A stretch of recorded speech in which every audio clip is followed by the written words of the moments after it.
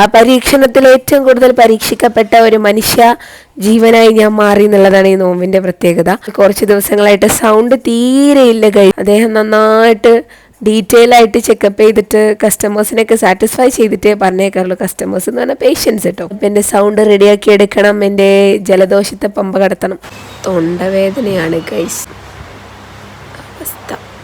രാവിലെ എണീറ്റ് കഴിഞ്ഞാലേ ഞാനിങ്ങനെ ഹലോ ഹലോ ഇങ്ങനെയാ പറയാ.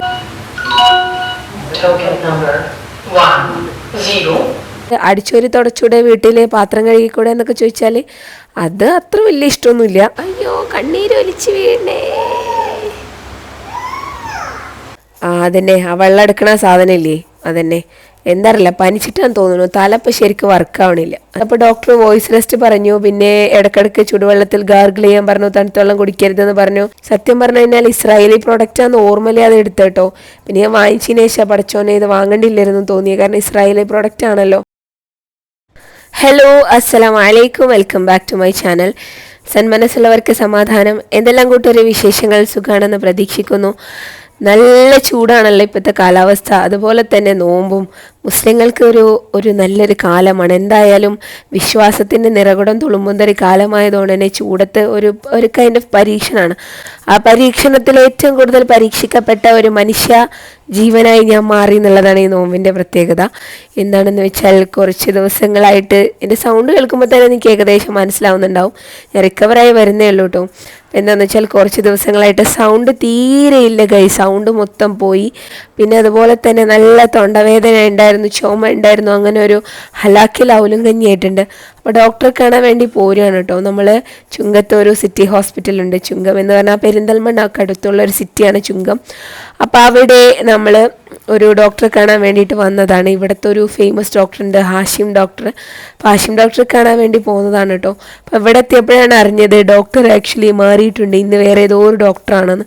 സാധാരണ ഈ ഡോക്ടറെ കാണാൻ വന്നു കഴിഞ്ഞാലേ ഒരുപാട് സമയം എടുക്കും എന്നെ കാണാൻ വേണ്ടി. കാരണം അദ്ദേഹം നന്നായിട്ട് ഡീറ്റെയിൽ ആയിട്ട് ചെക്കപ്പ് ചെയ്തിട്ട് കസ്റ്റമേഴ്സിനൊക്കെ സാറ്റിസ്ഫൈ ചെയ്തിട്ടേ പറഞ്ഞേക്കാറുള്ളൂ. കസ്റ്റമേഴ്സ് എന്ന് പറഞ്ഞാൽ പേഷ്യൻസ് കേട്ടോ. അപ്പോൾ ഞാനിവിടെ വരുന്ന രണ്ടാമത്തെ പ്രാവശ്യമാണ്. ആദ്യം ബേബിക്ക് പനി ഉണ്ടായ സമയത്ത് വന്നപ്പോൾ എന്താണെന്ന് അറിഞ്ഞൂടെ ഡോക്ടർ എനിക്ക് നന്നായിട്ട് പിടിച്ചിട്ടുണ്ടായിരുന്നു.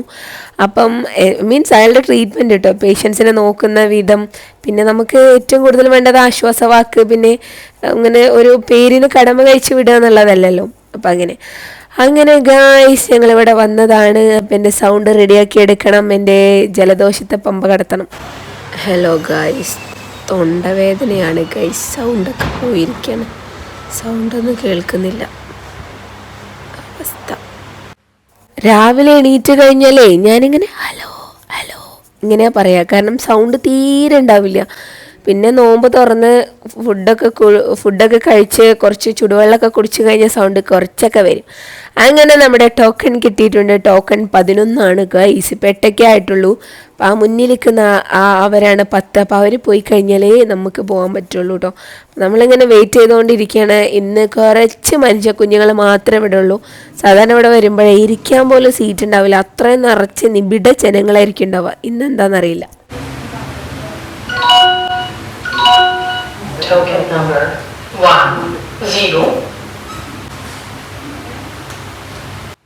അങ്ങനെ ടോക്കൺ നമ്പർ 10 വിളിച്ചപ്പോൾ ഞാൻ പറഞ്ഞല്ലോ, മുന്നിലിരിക്കുന്ന ആ വല്യുപ്പാപ്പ അതിൻ്റെ ആരൊക്കെയുണ്ട് അവരൊക്കെ എണീറ്റ് പോയി. ഇനി അവർ കഴിഞ്ഞു നമ്മൾ.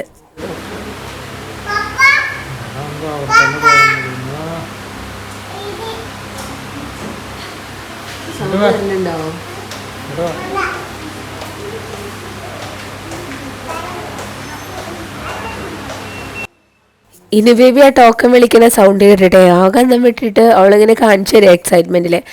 അപ്പോൾ ഗൈസ് അതൊക്കെയാണ് എൻ്റെ അവസ്ഥ. ഇത് ആക്ച്വലി ഇത് ഒരു ദിവസം കഴിഞ്ഞിട്ടാട്ടോ. ഇന്നിപ്പോൾ സൗണ്ട് കുറേയൊക്കെ ഓക്കെയാണ്. അപ്പം ഞാൻ വിചാരിച്ചു എന്നാൽ വ്ളോഗ് ഇങ്ങോട്ട് കംപ്ലീറ്റ് ചെയ്യാമെന്ന് വിചാരിച്ചു. അങ്ങനെയാണ്, അല്ലെങ്കിൽ ഫോണിൽ സ്പേസ് ഇല്ല. അപ്പം എന്ത് വേണം, ഇതൊക്കെ അപ്ലോഡ് ചെയ്താലുള്ളൂ വേറെ വീഡിയോസ് എടുക്കാൻ പറ്റുള്ളൂ ഗൈസ്. അതാണ് അവസ്ഥ. പിന്നെ എന്താ പറയുക, പിന്നെ അപ്പം നിങ്ങൾ വിചാരിക്കുന്നത് എന്താ ഇപ്പോൾ പനിച്ചിട്ടൊക്കെ ഇങ്ങനെയൊക്കെ ചെയ്യണമെന്ന്. സത്യത്തിൽ ഇതൊക്കെ ഒരു കൈൻഡ് ഓഫ് പാഷൻ അല്ലേ.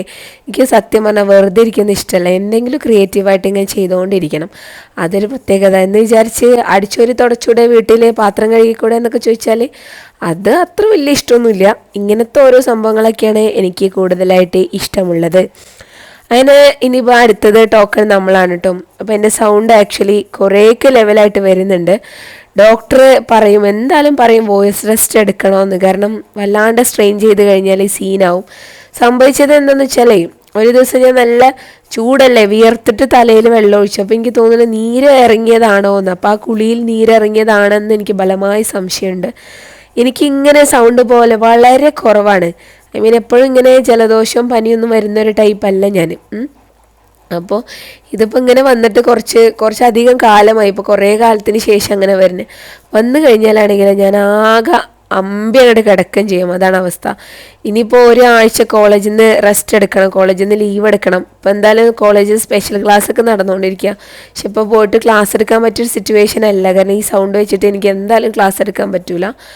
അപ്പോൾ ഡോക്ടർ എന്തായാലും പറയുകയും ചെയ്യും പോകരുത് എന്നുള്ളത്. അതിപ്പം അറിയുന്ന കാര്യം തന്നെയാണ്.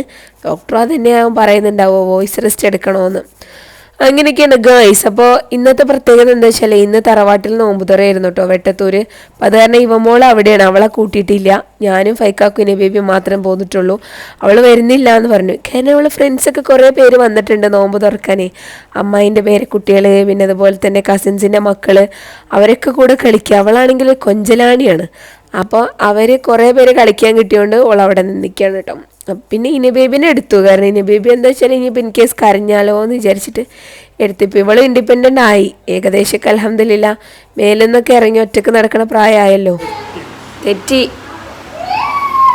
ഇനുവിനോട് തെറ്റിനു. ഇനബേബിൻ്റെ കൊക്കറ സ്വഭാവം കൊണ്ട് ഞാൻ മടിയിലിരുത്താൻ വേണ്ടിയിട്ട് അവളെ വിളിച്ചതായിരുന്നു. മടിയിലിരുത്തിയപ്പോൾ ഭയങ്കര കരച്ചിൽ. അവൾക്ക് അവിടെ തന്നെ നിന്ന് വികൃതി ഓരോന്ന് കാണിക്കണം, അവിടെ ഇവിടെ പോയി തൊടുക, അതൊക്കെ ചെയ്യാം. ഹോസ്പിറ്റലല്ലേ. അയ്യോ കണ്ണീര് ഒലിച്ച് വീണേ. വേണം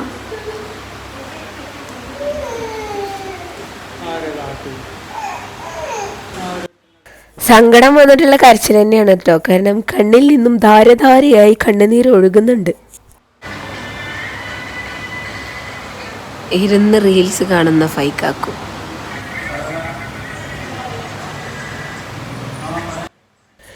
ഇവിടെ വന്നാലുള്ള പ്രത്യേകത ഇതാണ് ഗൈസ്, അവിടെ അങ്ങനെ ഇരിക്കണം. അവിടുത്തെ ഡോക്ടർമാരെ, ഇന്നിപ്പോൾ ഹാഷിം ഡോക്ടറല്ല വേറെ ഏതോ ഡോക്ടറാണ്. പക്ഷെ ആ ഡോക്ടറാണെങ്കിൽ കൂടെ കുറേ സമയം ഇരുന്ന് ചെക്കപ്പ് ചെയ്യുന്നുണ്ട്. അപ്പം അത് കാരണം പുറത്തിരിക്കുന്നവർ ഒരു കട്ട പോസ്റ്റാണ്. അല്ലാ, അത് പോയി തിരിക്കുവോ? തിരിക്കണ്ട, ഇവിടെ വാ.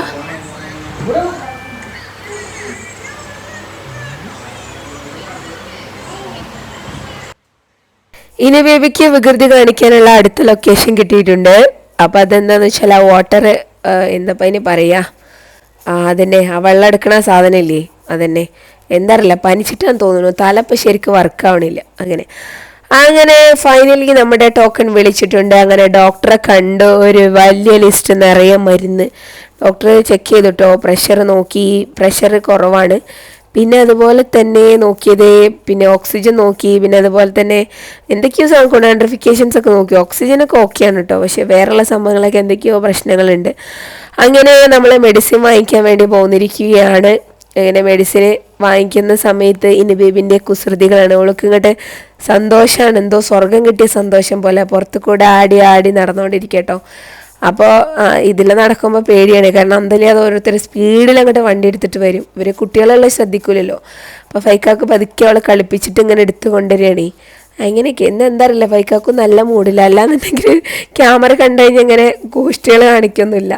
ഇന്നെന്തോ പ്രത്യേകത ഉണ്ടെന്ന് തോന്നുന്നു. നോമ്പ് തുറന്നതിൻ്റെ റാഹത്താണെന്ന് തോന്നുന്നു. അങ്ങനെയൊക്കെയാണ് ഗായ്സ്. അപ്പോൾ ഡോക്ടർ വോയിസ് റെസ്റ്റ് പറഞ്ഞു. പിന്നെ ഇടയ്ക്കിടയ്ക്ക് ചുടുവെള്ളത്തിൽ ഗാർഗിൾ ചെയ്യാൻ പറഞ്ഞു, തണുത്ത വെള്ളം കുടിക്കരുതെന്ന് പറഞ്ഞു, കോളേജിൽ നിന്ന് ലീവ് എടുക്കാൻ പറഞ്ഞു, സൗണ്ട് ഇടരുതെന്ന് പറഞ്ഞു. പിന്നെ അങ്ങനെ എന്തൊക്കെയോ കാര്യങ്ങളൊക്കെ പറഞ്ഞു. പിന്നെ ആൻറ്റിബയോട്ടിക് സ്റ്റാർട്ട് ചെയ്തു. അതൊക്കെ തന്നെയാണ് കഥകൾ. അങ്ങനെ മെഡിസിനൊക്കെ വാങ്ങിച്ച് ഇനി നമ്മൾ തിരിച്ച് നാട്ടിലേക്ക് പോവാണ് കേട്ടോ. നാട്ടിലേക്ക് പോകുമ്പോൾ സത്യത്തിൽ എന്താണെന്നല്ല, പനിച്ചിട്ടാണ് തോന്നുന്നത്. വായക്ക് ഭയങ്കര കയ്പുണ്ട്. പിന്നെ നെക്സ്റ്റ് കുറച്ച് ഷോപ്പിംഗ് നടത്താനുണ്ട്. ഷോപ്പിംഗ് എന്ന് വെച്ചാൽ നിങ്ങൾ ഞെട്ടിപ്പോവും ഞാൻ വാങ്ങിക്കുന്നത് കണ്ടിട്ട്. ചോക്ലേറ്റ് ഒക്കെ കഴിക്കാനേ ഭയങ്കര ആഗ്രഹമുണ്ട്. കാരണം പനിച്ചിട്ട് വായ കഴിച്ചിട്ട്. അപ്പം നമ്മൾ നമ്മുടെ ലുലു സൂപ്പർ മാർക്കറ്റിൽ നിർത്തിയിരിക്കുകയാണ് കേട്ടോ. വെട്ടത്തൂരുള്ള ലുലു മാളിൽ നിർത്തി. അങ്ങനെ സാധനങ്ങൾ വാങ്ങിക്കാൻ വേണ്ടിയിട്ട് വന്നതാണ്. ബിസ്ക്കറ്റൊക്കെ നോക്കിയപ്പോൾ അതൊന്നൊരു ഒരു മജ ഫീൽ ചെയ്യുന്നില്ല. കാരണം പനിക്കുമ്പോൾ ബിസ്ക്കറ്റിനല്ലല്ലോ ടേസ്റ്റ്. അങ്ങനെ പിന്നെ ഞാൻ പോയിട്ട് എടുത്തത് കുറച്ച് ചോക്ലേറ്റ്സ് ആയിരുന്നു. ട്വിക്സ്, പിന്നെ അതുപോലെ തന്നെ ഡയറി മിൽക്ക് സംഭവങ്ങളെല്ലാം എടുത്തുട്ടോ. പിന്നെ അതുപോലെ തന്നെ ലെയ്സ് അതും എടുത്തിട്ടുണ്ടായിരുന്നു. ലെയ്സിൻ്റെ എൻ്റെ ഫേവറേറ്റ് ഫ്ലേവേഴ്സ് യെല്ലോ ആൻഡ് റെഡാണ്. സത്യം പറഞ്ഞു കഴിഞ്ഞാൽ ഇസ്രായേലി പ്രൊഡക്റ്റാന്ന് ഓർമ്മയിലേ അത് എടുത്തേട്ടോ. പിന്നെ ഞാൻ വാങ്ങിച്ചതിന് ശേഷം പഠിച്ചോനെ ഇത് വാങ്ങേണ്ടില്ലായിരുന്നു തോന്നിയത്. കാരണം ഇസ്രായേലി പ്രൊഡക്റ്റ് ആണല്ലോ. എനിക്കെന്തോ ഭയങ്കര കുറ്റബോധം ലെയ്സ് എടുത്തതിൽ. എന്തായാലും അതൊക്കെയാണ് ഗൈസ് വിശേഷങ്ങൾ. ഇനിയിപ്പോൾ പ്രത്യേകിച്ച് പരിപാടികളൊന്നുമില്ല. നേരെ വീട്ടിലേക്ക് പോവുക, കിടന്നിറങ്ങുക എന്ന് മാത്രമേ ഇനി പരിപാടിയുള്ളൂ. അപ്പോൾ ഇത്രയുള്ളൂ ഇന്നത്തെ വ്ളോഗ്. ഇഷ്ടപ്പെട്ട ലൈക്ക് ചെയ്യാനും ഷെയർ ചെയ്യാനും കമൻറ്റ് ചെയ്യാനും സബ്സ്ക്രൈബ് ചെയ്യാനും മറക്കരുത്.